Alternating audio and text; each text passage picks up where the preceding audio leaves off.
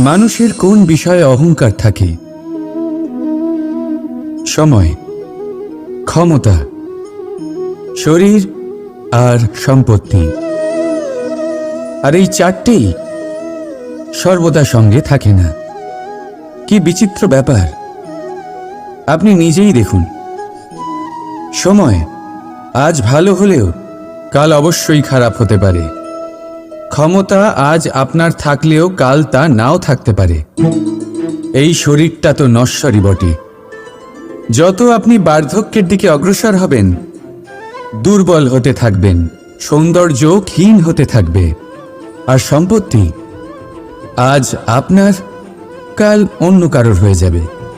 আর এই সমস্ত নশ্বর জিনিসে মন কেন্দ্রীভূত করতে করতে ব্যক্তি ভুলে যান সেই বিষয়গুলি যা সর্বদা আপনার সাথে থাকবে, আপনার ঢাল হবে, আপনার সম্বল হয়ে থাকবে। আর তা হল আপনার স্বভাব, বুদ্ধি, সৎসঙ্গ আর খাঁটি সম্পর্ক।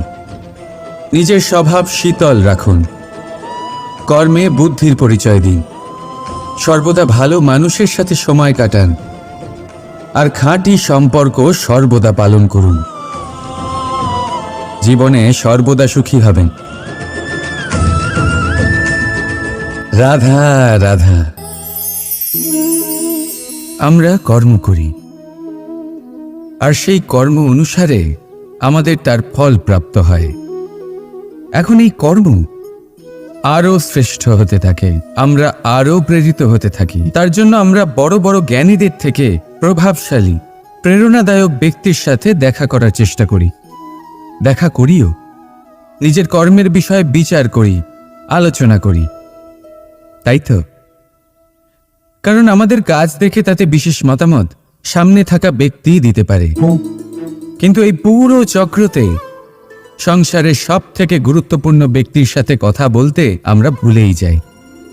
আপনি কি জানেন সংসারের সব থেকে গুরুত্বপূর্ণ ব্যক্তি কে? স্বয়ং আপনি। হ্যাঁ, আপনি সে।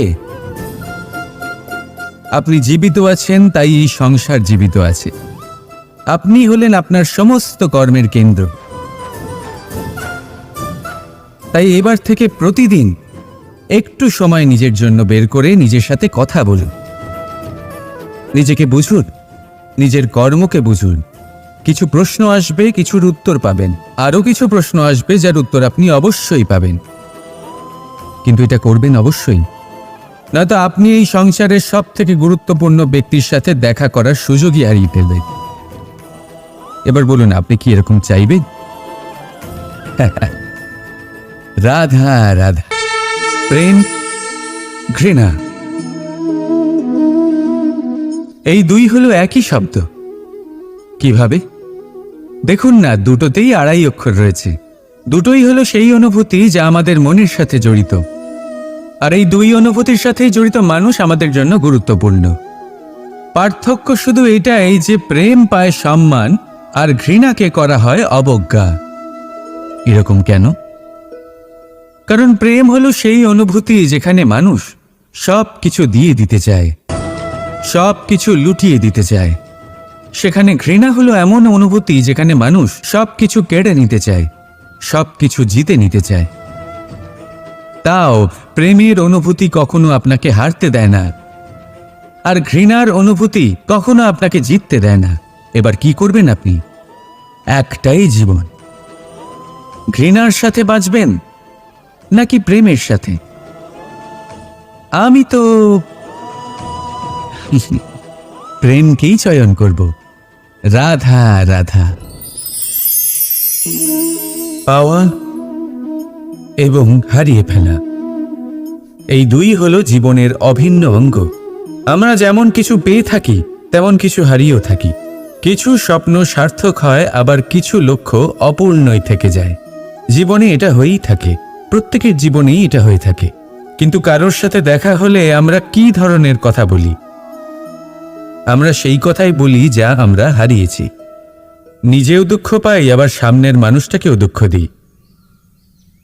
তার থেকে অন্যরকম কিছু করার চেষ্টা করুন, ধনাত্মক চিন্তা করার চেষ্টা করুন।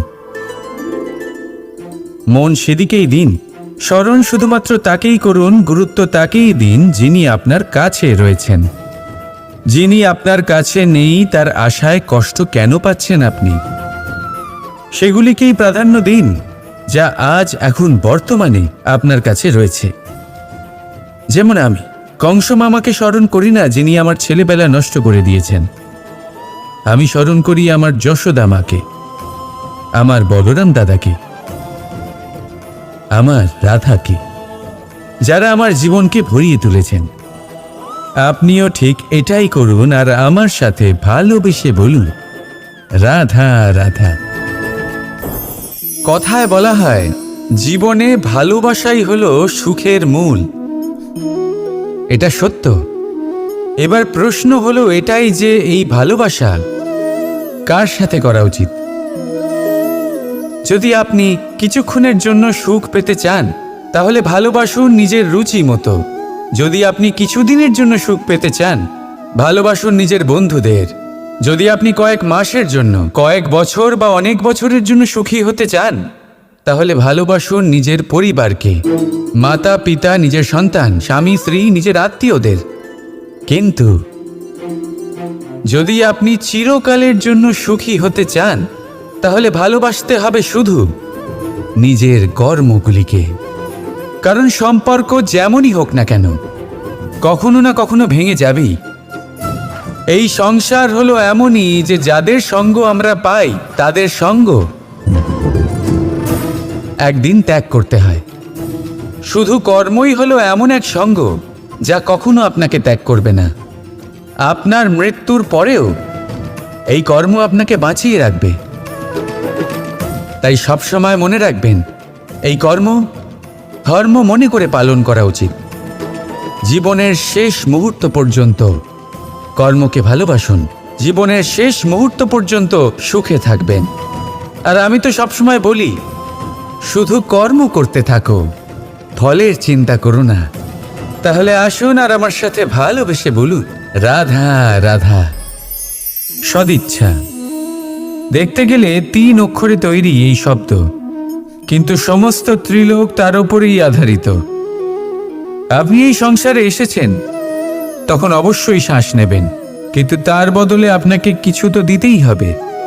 আপনার উপর নির্ভর করছে আপনি কি দেবেন।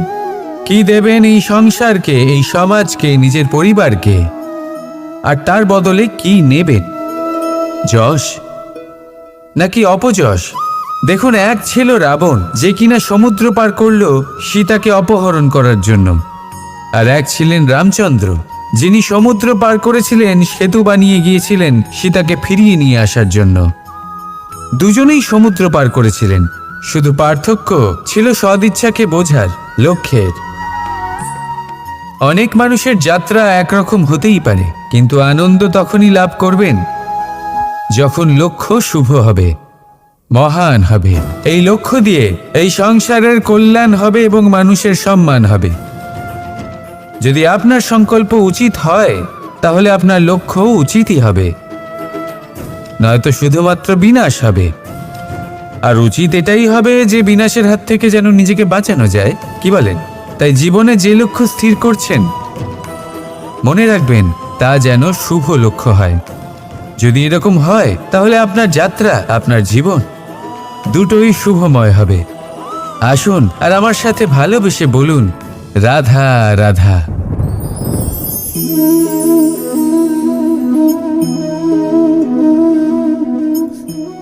মুক্ত। এই মুক্তই সবাইকে মোহিত করে দেয়, নিজের দিকে আকর্ষিত করে। অত্যন্ত সুন্দর, গোল, শুভ্র। মুক্ত দ্বারা নির্মিত আভূষণ, তা হয়তো সে মুকুটই হোক বা কোনো স্ত্রীর অলংকার, তাকে আরো সুন্দর করে তোলে, তাকে আরো সুন্দর দেখতে লাগে। এবার এই মুক্তকে এত সুন্দর দেখার জন্য কত কষ্ট সহ্য করতে হয় তা কি কখনো আপনি ভেবেছেন? এই মুক্ত ঝিনুক থেকে বের করা হয়। ঝিনুক যা কিনা সমুদ্রের তলদেশে থাকে, ওকে কত কষ্ট সহ্য করতে হয়, জলের চাপ সহ্য করতে হয়, সমুদ্রের স্রোত সহ্য করতে হয়, এই ঝিনুককে এত কষ্ট সহ্য করতে হয়, এই মুক্তকে এত কষ্ট সহ্য করতে হয়, তারপরে এর রূপ এত সুন্দর হয়। যদি আপনিও আপনার পরিশ্রমের সৌন্দর্য, নিজের পরাক্রমের সৌন্দর্য এই সংসারে প্রকাশিত করতে চান, তাহলে আপনাকেও কষ্ট সহ্য করতেই হবে। তাই জীবনে যখনই সংকট আসবে, বিপদ আসবে, সমস্যা আসবে, তখন একে সুযোগ হিসেবে গ্রহণ করুন। কারণ এই বিপদের সাথেই লড়াই করে আপনি মুক্তর মতোই পরিশুদ্ধ হয়ে উঠবেন। তাহলে আসুন আর আমার সাথে ভালোবেসে বলুন, রাধা রাধা। যখনই আমরা কথা বলি জলরাশির বিষয়ে, যখন আমরা তুলনা করি, তখন আমাদের খুব ভালো লাগে মিষ্টি সরোবর, পুকুর, নদী। আর আমরা অপেক্ষা করে থাকি সাগরের জন্য, সমুদ্রের জন্য। কেন করি? কারণ এই সাগর, এই সমুদ্র এ হলো অত্যন্ত বিশাল আর ভয়ানক। এর জলও কিন্তু নোনতা, যা আমরা পান করতে পারি না। কখনো